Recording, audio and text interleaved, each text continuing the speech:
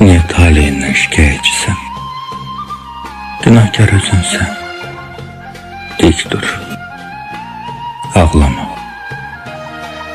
Seni yıkanlar özün seçmişsen. Bu işi talihe, bəxtə bağlama. Kimisə gözündə böyütdüyün an, kiçildər gözündə olan gör səni. Həyatın qanunu budur, əzizim. Gözün bildiklərini dərk or səni.